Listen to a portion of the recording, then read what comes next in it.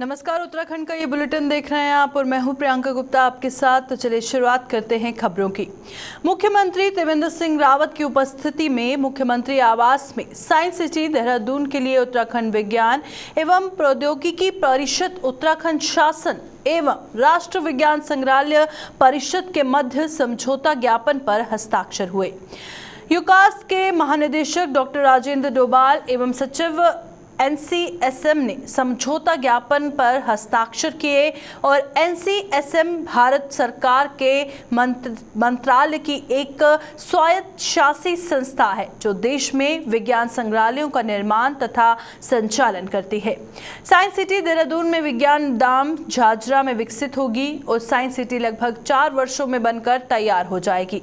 173 करोड़ रुपए की इस परियोजना के लिए लगभग 85 करोड़ रुपए राज्य सरकार वहन करेगी। मुख्यमंत्री त्रिवेंद्र सिंह रावत ने कहा कि देहरादून में बनने वाली साइंस सिटी सबके आकर्षण का केंद्र बने, इसके लिए विशेष प्रयासों की जरूरत है। इसे निर्धारित समय विधि से पूर्ण करने के प्रयास किए जाएं। राज्य सरकार का प्रयास होगा कि उत्तराखंड के वैशिष्ट्य को लोग साइंस सिटी के माध्यम से देख सकें और साइंस सिटी के लिए स्थान का चयन भी छात्र छात्राओं एवं लोगों की सुविधा को ध्यान में रखते हुए किया गया है।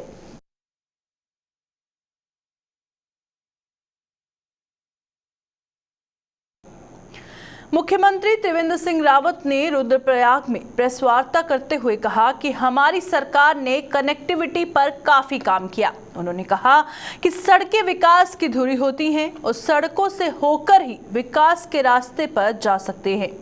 गांव को सड़कों से जोड़ने के लिए प्रधानमंत्री ग्राम सड़क योजना बहुत महत्वपूर्ण है और सीएम ने कहा कि उनकी सरकार ने PMGSY पर विशेष रूप से फोकस किया है। PMGSY के अंतर्गत उत्तराखंड राज्य में पूर्व से निर्मित मांगों में कई स्थानों पर सेतुओं का निर्माण न होने के कारण स्थानीय ग्रामीणों को आवागमन में भारी कठिनाई होती थी। इन सेतुओं की स्वीकृति के लिए मुख्यमंत्री द्वारा व्यक्तिगत तौर और पत्राचार के द्वारा भी निरंतर भारत सरकार के ग्रामीण मंत्रालय और केंद्रीय ग्रामीण विकास मंत्री नरेंद्र सिंह तोमर से अनुरोध किया गया था।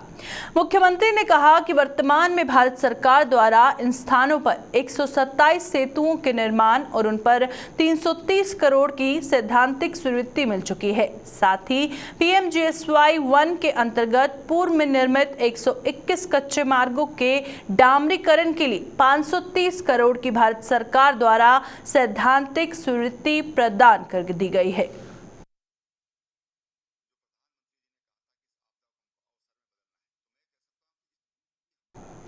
जनपद रुद्रप्रयाग में स्थित UJVN लिमिटेड की कालीगंगा प्रथम लघु जल विद्युत परियोजना का लोकार्पण मुख्यमंत्री त्रिवेंद्र सिंह रावत द्वारा किया गया।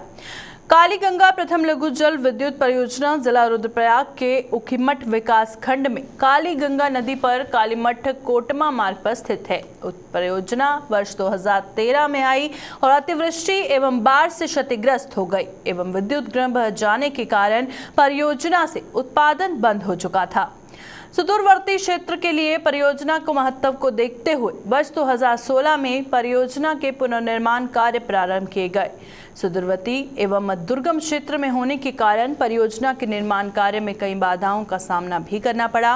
अंततः परियोजना को जुलाई 2020 में सफलतापूर्वक सिंक्रोनाइज कर 33 kV वितरण लाइन से जोड़ दिया गया था।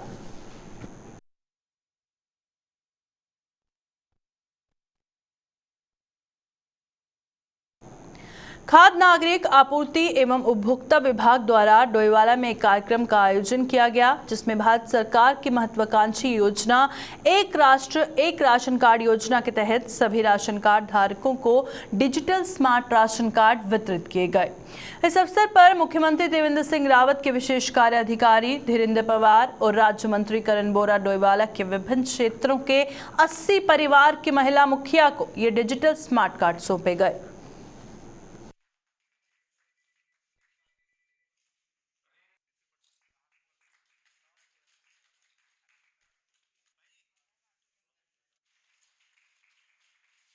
माननीय मुख्यमंत्री जी ने कहा था कि हम इस प्रदेश को जीरो टॉलरेंस की सरकार देंगे।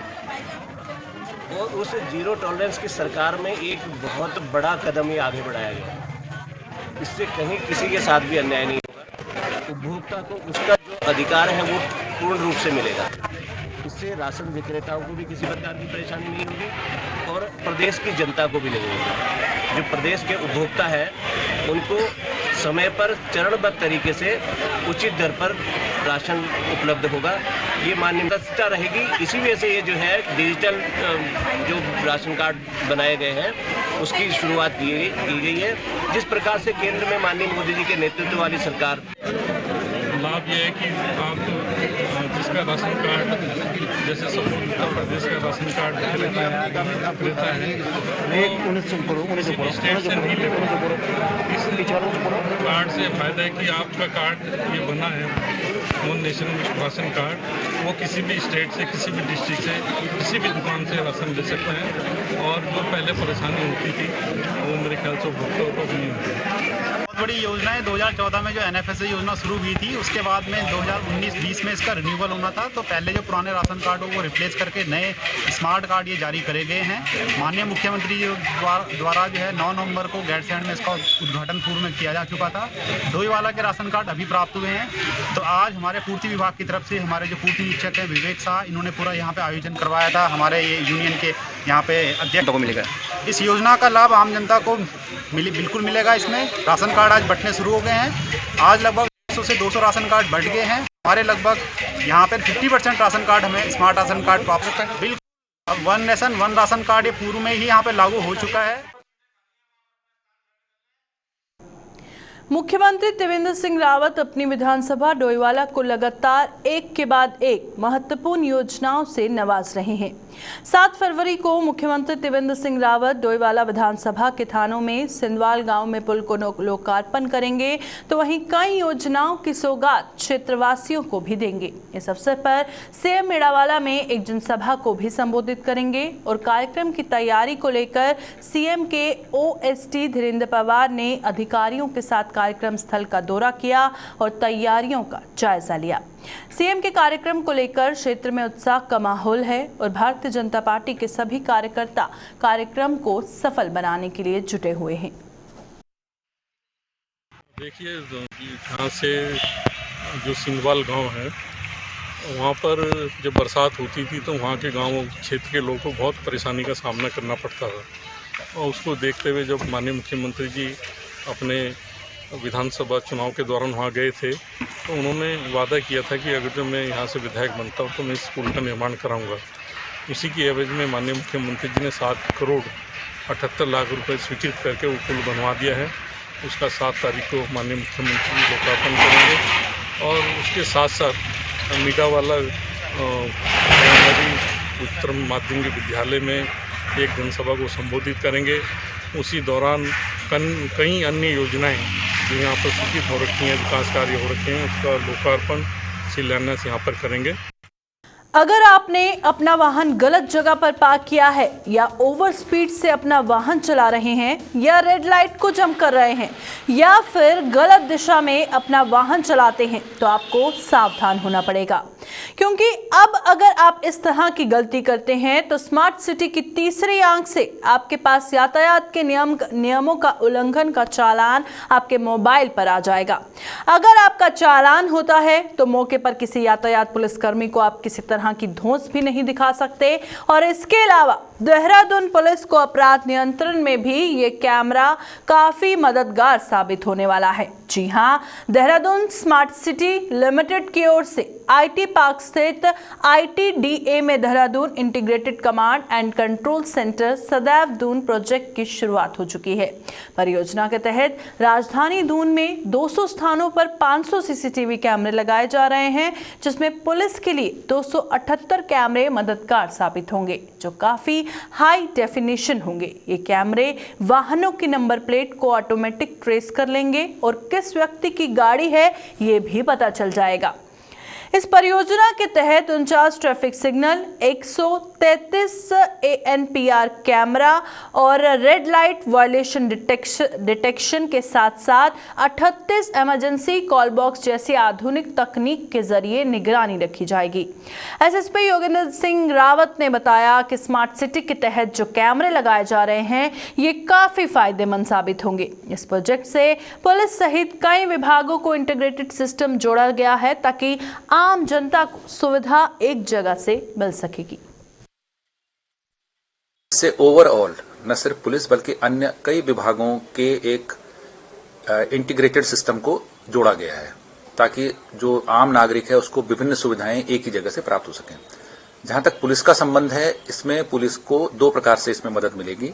एक, ट्रैफिक वायलेशन को रोकने में और दूसरा अपराध को नियंत्रण करने में, क्योंकि ये कैमरे सारे हाई डेफिनेशन कैमरे हैं जो कि ऑटोमेटिक नंबर प्लेट रिकॉग्नाइज कर लेते हैं।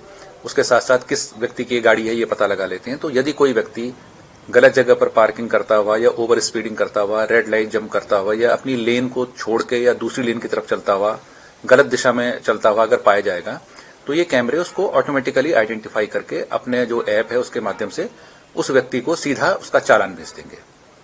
तो इसमें जो एक इस प्रकार की कई बार असुविधा होती है कि आदमी अपने किसी पद का या अपने किसी प्रभावशाली होने का जो एक कई बार इस प्रकार की समस्याएं पैदा करता है, तो वो इससे ऑटोमेटिकली समाप्त हो जाएंगी और निश्चित रूप से जो आम नागरिक है उसको एक सुव्यवस्थित ट्रैफिक मिल पाएगा।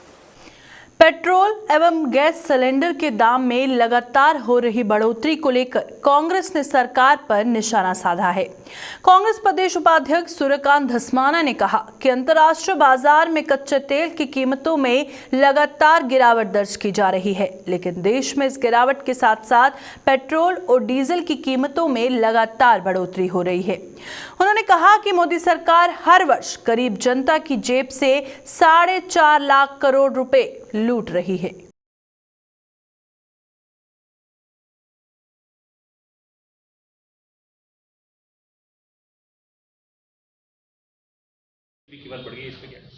देखिए, बहुत अच्छी बात मुझे लगी कि सीता के देश में जहाँ सीता पैदा हुई थी वहाँ पेट्रोल की कीमत देखिए, और जहाँ का रावण था श्रीलंका में वहाँ के पेट्रोल की कीमत देखिए, और जहाँ रामराज है वहाँ का पेट्रोल की कीमत देखिए। मतलब सीता मैया के यहाँ पेट्रोल की कीमत कम, रावण के देश में पेट्रोल की कीमत और कम, और रामराज जहाँ है वहाँ पर 90 रुपए से लेकर के 100 रुपए पेट्रोल बिक रहा है। मैं समझता हूँ इससे बड़ी लूट देश में हो नहीं सकती। 4.5 लाख करोड़ रुपया प्रतिवर्ष मोदी सरकार गरीब आदमी की जेब से लूट रही है। जब अंतर्राष्ट्रीय बाजार में कच्चे तेल की कीमतें नीचे जा रही हैं तो हमारे यहाँ पेट्रोल और डीजल की कीमतें ऊपर जा रही हैं। जिला पंचायत के ताजा परिसीमन पर कांग्रेस ने सवाल खड़े कर दिए हैं और कांग्रेस जिला अध्यक्ष धर्मपाल सिंह ने लक्सर में आयोजित प्रेस वार्ता में कहा कि बीजेपी के लोग सरकारी मशीनरी का दुरुपयोग कर रहे हैं। उन्होंने कहा कि हरिद्वार जिला पंचायत की सीटों के ताजा परिसीमन में नियम कायदों की जमकर धज्जियां उड़ाई गई हैं। उन्होंने कहा कि शासनादेश में स्पष्ट है कि जिन क्षेत्रों में नगर पालिका आदि का गठन नहीं होगा वहीं सीटों का परिसीमन यथास्थिति में ही रहेगा, लेकिन यहां इसे नजरअंदाज कर गड़बड़ी की गई है। उन्होंने जिले के बड़े अधिकारियों के खिलाफ कार्रवाई की मांग उठाई।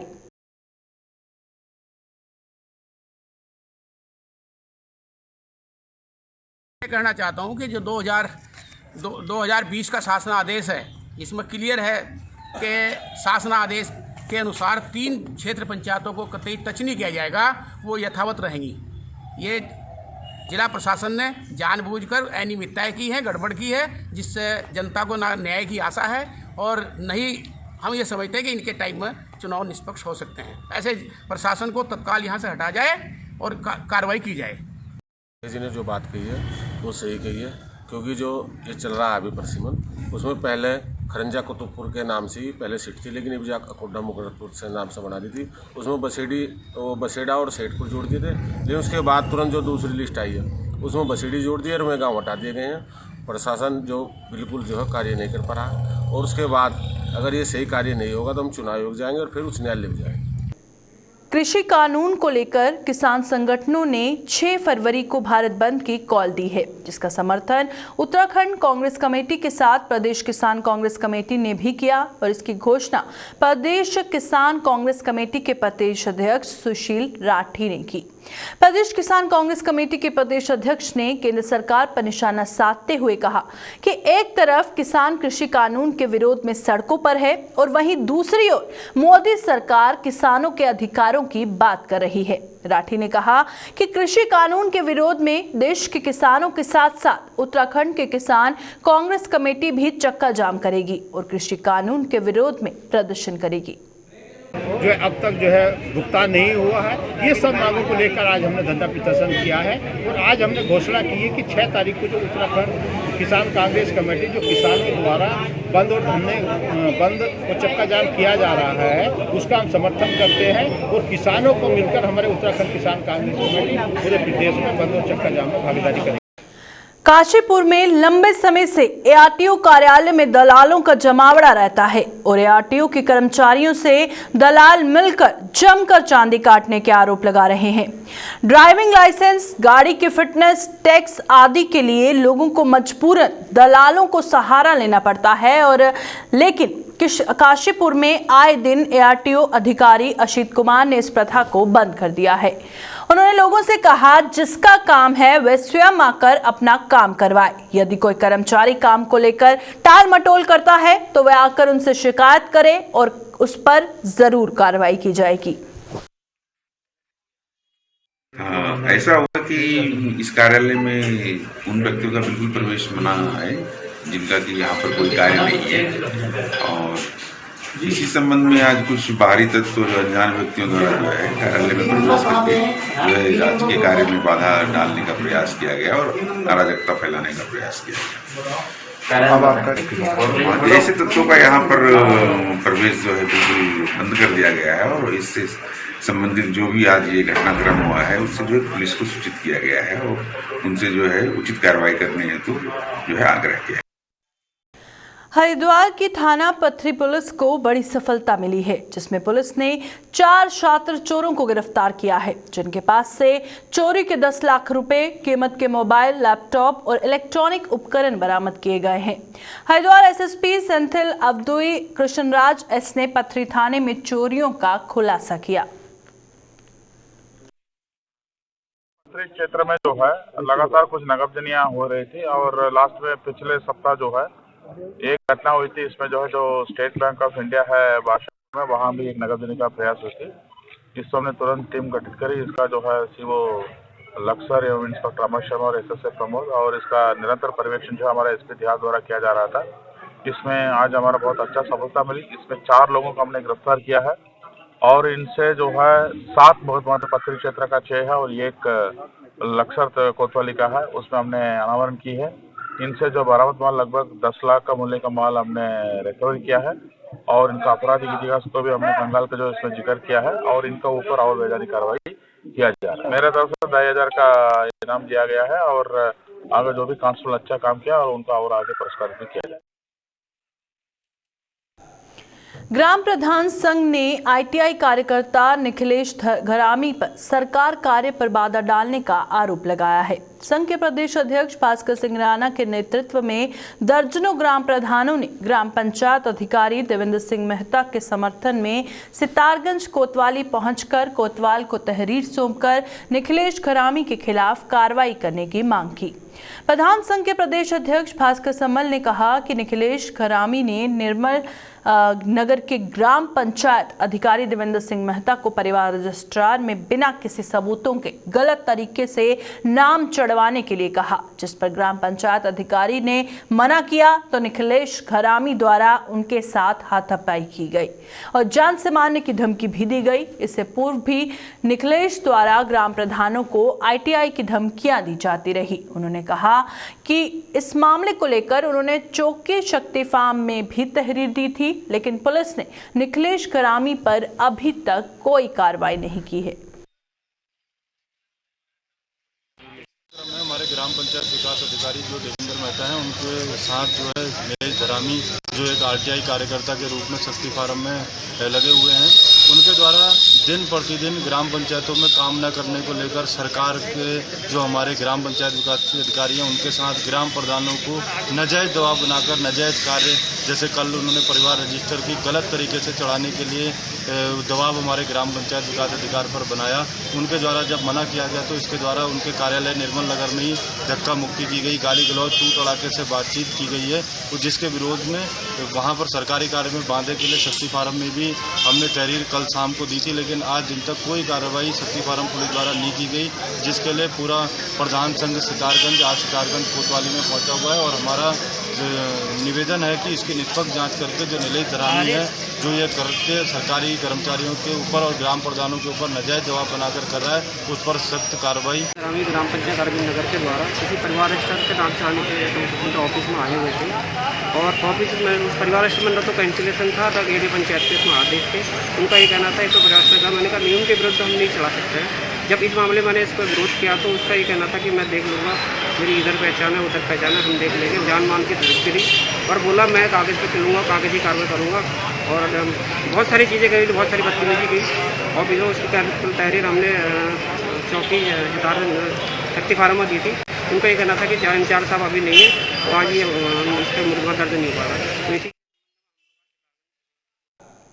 उत्तराखंड के इस बुलेटिन में फिलहाल इतना ही। देश दुनिया की तमाम खबरों के लिए बने रहिए Check 24/7 न्यूज़ के साथ।